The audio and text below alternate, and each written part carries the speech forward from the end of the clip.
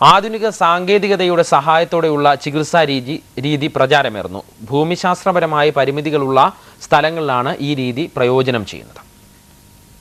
Clinical മെഡിസിന്റെ വികസിത രൂപങ്ങളിലൊന്നാണ് telemedicine. Tele എന്ന Greek പദത്തിൽ നിന്നും മെയ്ഡൻ എന്ന ലാറ്റിൻ വാക്കിൽ നിന്നുമാണ് ടെലിമെഡിസിൻ എന്ന വാക്കിന്റെ ആവിർഭാവം. 20-ാം നൂറ്റാണ്ടിന്റെ തുടക്കത്തിൽ വാക്കി ടോക്കിയുടെ സഹായത്തോടെ ഓസ്ട്രേലിയയിൽ ഡോക്ടർമാർ ടെലിമെഡിസിൻ പ്രാക്ടീസ് ചെയ്തിരുന്നു. ടെലിഫോൺ ഉപയോഗിച്ചുള്ള ഇന്ററാക്റ്റീവ് ടെലിമെഡിസിൻ 1989-ൽ അമേരിക്കയിൽ നടപ്പാക്കി. Tele means distance. So medicine ഒരു ഡിസ്റ്റൻസിലേക്ക് നമ്മൾ എത്തിക്കുക, അതാണ് ടെലിമെഡിസിൻ്റെ ഏറ്റവും വലിയ ഉദ്ദേശം. ഇപ്പോൾ ടെലിമെഡിസിൻ എന്ന് പറഞ്ഞാൽ പല സ്ഥലങ്ങളിലും സ്പെഷ്യാലിറ്റി ഹെൽത്ത് കെയർ കൊടുക്കാൻ ബുദ്ധിമുട്ടുണ്ട്. അപ്പോൾ അങ്ങനെയുള്ള സ്ഥലങ്ങളിലേക്ക് നമുക്ക് സൂപ്പർ സ്പെഷ്യാലിറ്റി ഹോസ്പിറ്റൽ സാറ്റലൈറ്റ് വഴിയും ബ്രോഡ്ബാൻഡ് വഴിയും കണക്ട് ചെയ്ത് നമുക്ക് സ്പെഷ്യലിസ്റ്റിനെ കൊണ്ട് പോയിന്റ് ഓഫ് കെയറിൽ ട്രീറ്റ്മെൻറ്റ് കൊടുക്കാൻ പറ്റും.